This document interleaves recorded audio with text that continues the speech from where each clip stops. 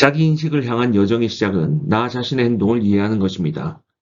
여러분은 행동을 거대한 빙산이라고 생각할 수 있지만 행동은 사실 표면에 나타난 빙산의 일각입니다.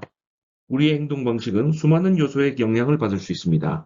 여기에는 건강, 감정, 다른 사람으로부터 얻은 교훈, 신념, 그리고 한 명의 개인으로서 소중히 여기는 가치가 포함됩니다. 감성 지능을 갖추는 첫걸음은 이러한 상황의 99%의 경우 실제로 행동할 방식을 우리가 직접 선택할 수 있다는 사실을 깨닫는 것입니다. 이제 그 99%에 대해 말씀드리겠습니다. 감성 지능을 기르면 주어진 상황이나 사건에서 행동의 선택권을 갖습니다. 여러분이 상황에 반응하는 방식은 결과에 직접적인 영향을 미칩니다. 이것은 방정식처럼 생각할 수 있습니다. 사건, 이벤트와 반응, response를 더하면 결과, outcome이 나오는 것이지요. assertiveness, 즉 단호함이란 이러한 선택권을 행사하는 것입니다. 인간은 태어날 때부터 행동이 결과에 직접적으로 영향을 미친다는 것을 빠르게 배웁니다. 갓난아기는 악을 쓰고 울면 관심을 받을 수 있다는 것을 학습합니다. 부모님이 몇 주 동안 제대로 잠을 못 잤다는 사실에는 별로 신경 쓰지 않습니다. 필요한 것이 있기 때문에 타인의 생존 욕구는 무시합니다. 공격성은 실제로 타고난 생존 기술인 것입니다. 어린아이는 자라면서 언젠가 몸집이 더 크고 더 공격적인 다른 아이를 만나게 됩니다. 그러면 생존을 위해 다른 사람들이 각자 제 갈 길을 가도록 해야 한다는 사실을 학습합니다. 즉, 수동적으로 행동하는 법을 학습하게 되는 것입니다. 이 두 상태 모두 괜찮다고 생각할 수 있습니다. 하지만 내가 타인에게 공격성을 보이면 나는 괜찮지만 상대는 괜찮지 않습니다. 또 내가 수동적으로 행동할 때는 상대는 괜찮지만 나는 괜찮지 않습니다. 이러한 행동들은 사실 본능적인 것이어서 특별히 생각을 해서라기보다는 그냥 저절로 될 때가 많습니다. 나이가 들면서 이러한 행동을 통제하는 법을 배우고 수동적이고 공격적인 의사소통 방식을 사용하여 원하는 것을 얻을 수 있게 됩니다. 그러나 그 이면을 들여다보면 누군가는 항상 패배하고 누군가는 항상 승리한다는 사실이 있습니다.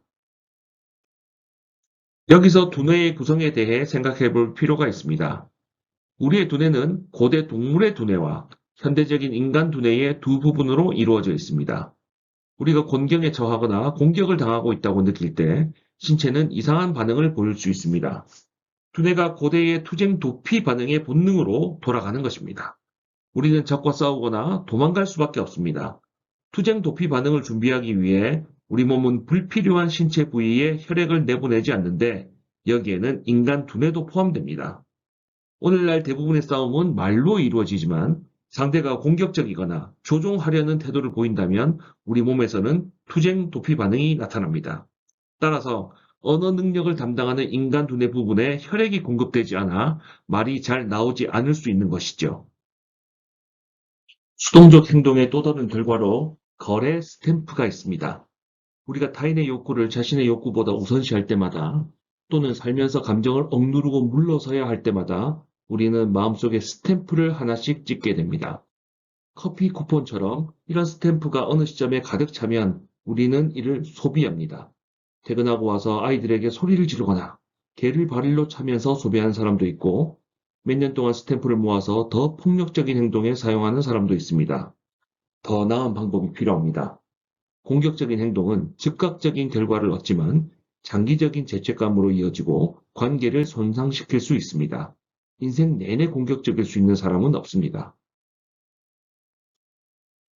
이 두 가지 본능적 행동, 즉 공격적인 행동과 수동적인 행동이 모든 상황에서 효과적인 것은 아닙니다.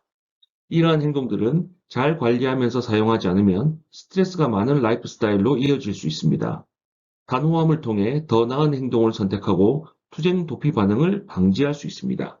실제로 살아남기 위해 교묘한 조작 행동을 사용하는 사람들이 많습니다.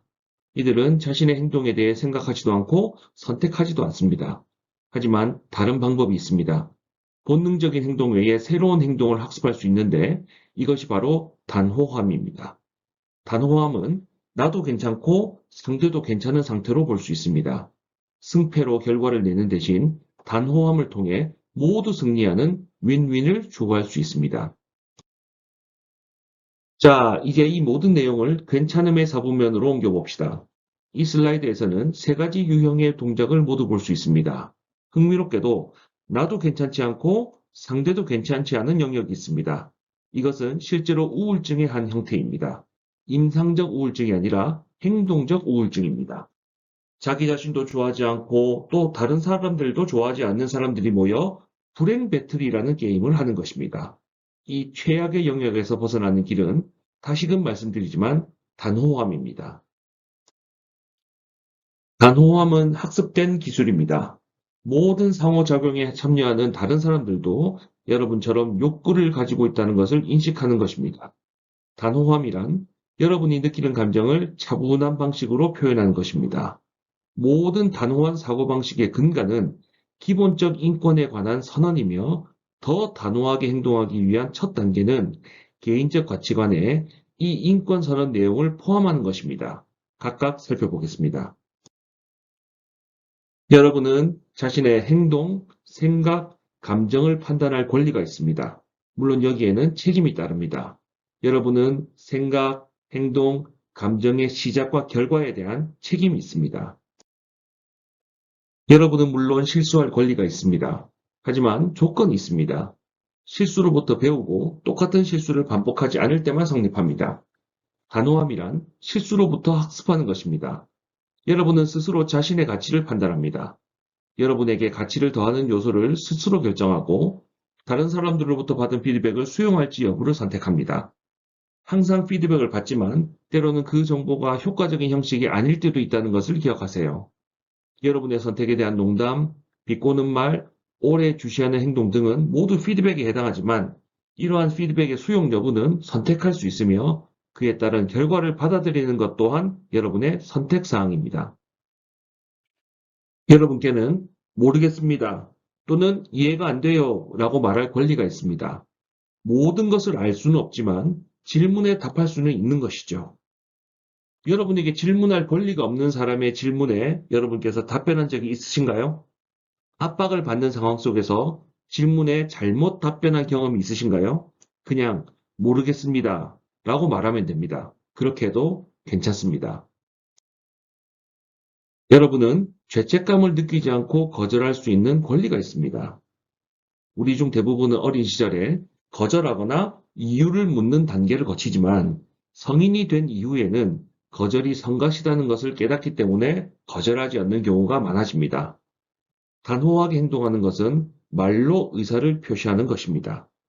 여러분이 거절 의사를 밝힐 때 이는 상황이나 요청을 거절하는 것입니다. 사람에 대한 거절이 아닙니다.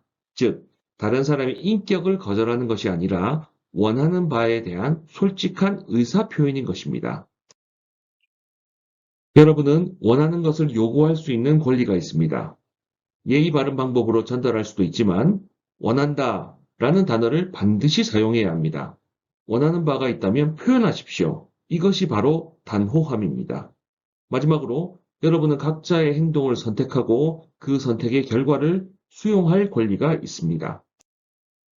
그러나 모든 사람이 항상 단호하고 공정하게 행동한다면 세상과 삶은 매우 지루할 것입니다. 감정은 삶을 흥미롭게 만듭니다. 우리 모두에게는 열정과 드라마가 필요하며 선택에 있어 게임을 할 필요도 있습니다. 하지만 선택권이 있다는 사실을 인지하는 것이 좋습니다. 해당 결과가 여러분에게 정말로 중요하다면 어떨까요? 그래서 행동하거나 사건에 반응하는 방식을 결정해야 합니다. 이 매트릭스를 사용하면 도움이 됩니다. 여러분에게는 중요도가 높은 일이 있고 낮은 일도 있습니다. 중요하게 생각하는 사람들이 있고 중요하지 않은 사람들도 있습니다. 중요도는 오직 여러분만이 알고 있지만 양쪽 모두 경력 및 개인 생활에 있어서 향후 매우 중요한 존재가 될 가능성이 있다는 것도 기억하셔야 합니다. 이 사람들이 지금은 여러분의 상사가 아니고 시어머니, 장모님이 아니지만 나중에는 어떻게 될지 아무도 모릅니다. 그래서 일적으로도 중요도가 낮고 사람으로서도 중요도가 낮지만 복잡한 상황에 얽혀 있는 지점이 있다면 이유를 묻겠습니다. 왜 상황에 엮여 있나요? 왜 굳이 참여하려고 하시나요? 90%의 경우는 그냥 회피할 수 있습니다. 흥미로운 점은 우리가 종종 중요하지 않은 전투에 끌린다는 사실입니다. 관련해서 최근에 있었던 상황이 떠오르시나요? 여러분은 회피하셨나요? 결과의 중요도는 낮지만 중요한 사람들이 관련되어 있다면 얘기는 달라집니다. 이 경우 상대가 원하는 바를 갖게 해도 되지 않을까요? 싸우는 이유가 무엇인가요? 여러분의 유연성 덕분에 주변 사람들이 만족하거나 감명을 받는 것이 더 중요하지 않을까요? 어쩌면 이는 다른 사람들을 담아내기 좋은 기회입니다. 상황의 결과는 매우 중요하지만 그 상황과 관련된 사람들은 그렇게 중요하지 않을 때도 있습니다. 이 경우 더 공격적인 형태의 의사소통을 선택할 수 있습니다. 확실한 입장을 고수하고 뒷일은 걱정하지 마십시오. 그렇지만 솔직히 중요하지 않은 사람들과 얼마나 자주 엮이시나요? 단기적 관계에서 정말 부적합한 행동이므로 유의하셔야 합니다. 마지막으로 일의 결과도 중요하고 관련된 사람들도 매우 중요한 상황이 있습니다. 따라서 이 경우에는 성공하기 위해 단호한 행동을 사용해야 합니다.